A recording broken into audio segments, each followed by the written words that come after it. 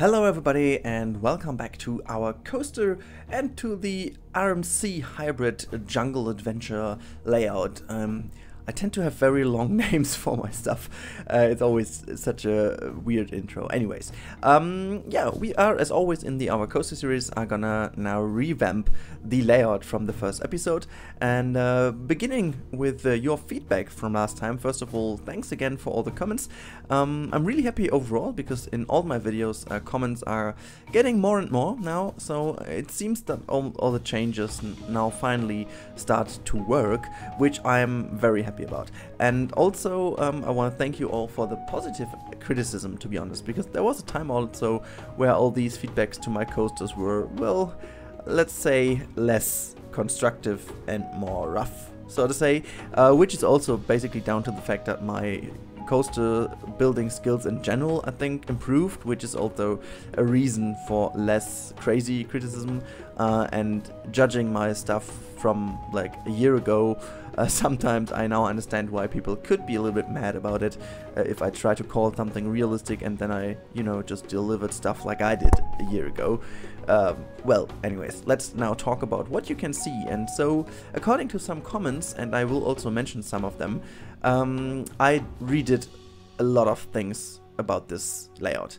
So first of all, I want to mention the comment from Albin Jungman. He says, okay, I'm really sorry to say this, but I'm afraid I actually think this is a really poor layout. It's way too crazy and weird. Hybrids are usually pretty small and close to the ground with pretty drawn out elements. Hybrids are usually made from supports of old wooden coasters. So I think basically a wooden coaster but with inversions. So far, my opinion, the only good part is the end. Look like a real hybrid for inspiration. I would recommend looking at a lightning rod and wildfire for inspiration. Good luck and please redo the coaster. So first things first, he's totally right. The layout itself, although I said I am happy with it, which still holds true, is pretty weird. The only thing is that this hybrid is more like the one in Denmark, the one, it should be a terrain conforming RMC, so it's not based on a wooden coaster. So it's, you know, you're totally right. For example, take Colossus, which basically fully uses the old coaster which has been there, and then his comment totally holds true. This one is more custom made. Nevertheless, the layout was poor, so that's why I changed a few parts quite drastically, and also tried to shape it a little bit, you know, more logic in a way, and I think it really improved by a lot, and you will see that later on in the real-time part as well. I will also then go a little bit more into the theming, which I'm already starting in the background, as you can see, because I had a little bit of material, so it's this time speeded up by 10 times. That's also why the redo is already done. Also, I didn't record all of this because it was a lot of trial and error, which I didn't want to show you too much. But anyways, another comment I wanted to read out is the one, let me quickly see which one that was. It is from Kaiven de Jong. I hope that was pronounced correctly, not quite sure. I like the overall layout, but some elements just look way too small and others look way too big. The bottom of the first drop, for example, looks way too small and very painful. I would suggest making things a lot less extreme and maybe redoing some elements for a better shape. And this comment is perfect because that's exactly what I did. It's like basically exactly what I did. And so this is also, you know, just the best thing about comments in general. I just love how they help me to improve my stuff, and according to your feedback, and this was a very constructive feedback, I can just do it. We also had some comments like from Gianni, who said it's just too slow for me. This was also a thing I actually mentioned already in the last episode, so the new one is way quicker now. But yeah, anyways, I think that should be it from my side about this time-lapse part. You now hear a little bit of jungle music, and then I'll be back with you in about 2 minutes with the real-time part. So stay tuned for the real-time part and see you in a minute.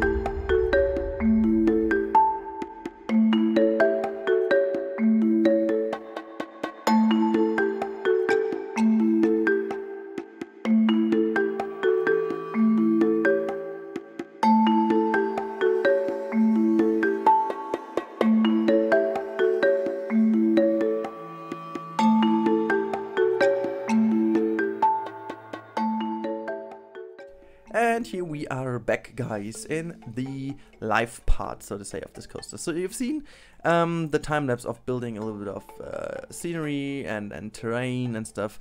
So now a little bit of explanation about the general layout, because that fell a little bit short at the beginning of this video. Basically, as I have already read some of the comments, I have redone a whole lot about this coaster. What you can't see right now, because this is all now done already with terrain, I have redone the whole beginning of the coaster. So like the first drop now is not directly going into the left corner. It has first the drop and then like it goes back up, nearly like an, you know, inverting loop, and then goes back, but it doesn't invert. It just goes nearly 90 degrees to the left and then goes up again. So then we have this little more twisty part on top of this little area over here. And so now things come into play which you have seen in the comments of the last video, and also what some of you mentioned. Usually RMCs have a lot of quick parts which are really close to the ground. This coaster was always planned to be in a mountainish area, so the close to the ground feature is still there, but in the first episode it was a little bit hard to imagine since there was no terrain. Now, as we have some terrain, you can see what I mean. I also wanted to create these kind of moments which we have over here, which is the first one. Then we have another one, where is this? Over here. And we have another one over here.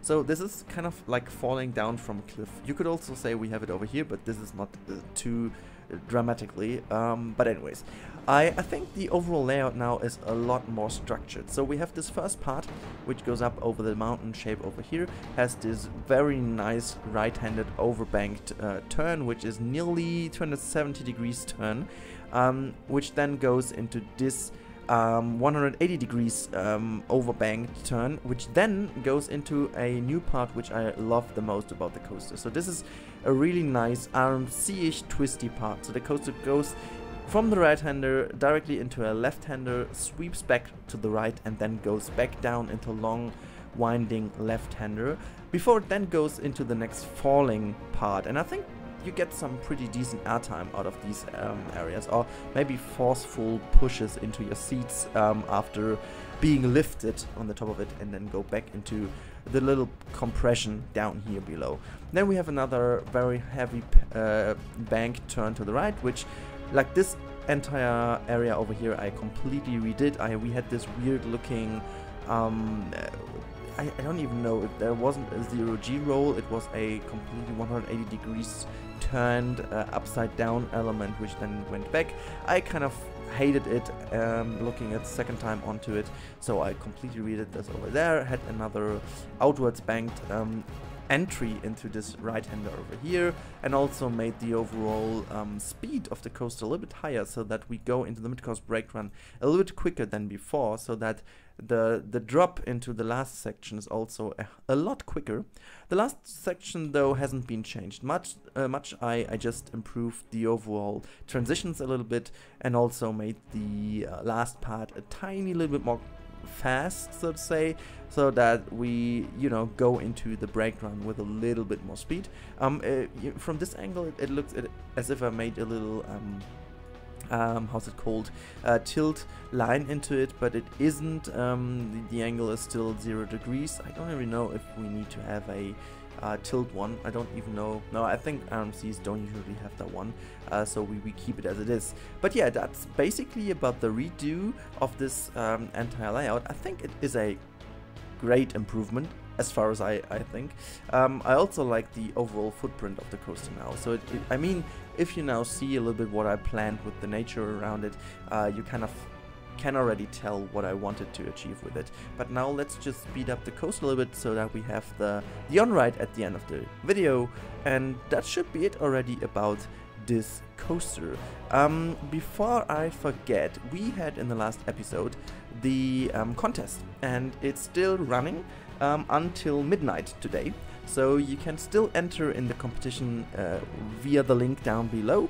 The winner then will be announced on Twitter. It will be also announced in the comment section of Camel Kingdom, which also will be online hopefully on Saturday evening, if not on Sunday.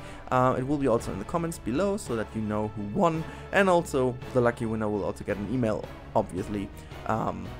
yeah, just announcing that he won. And so I still wish all of you the best of luck, that you are the lucky person to win the download code of the Adventure DLC. But until the next video, I just hope that you have a brilliant day, and if you like that video, don't forget to hit that like button at the end of the video, and also if you haven't subscribed yet, do it please, because that helps me out a lot. I'm not gonna lie, it is true. And yeah, as always, stay tight guys, and see you in the next video. Bye bye.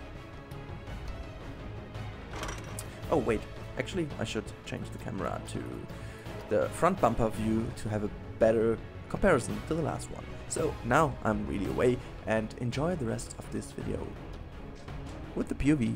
Bye bye.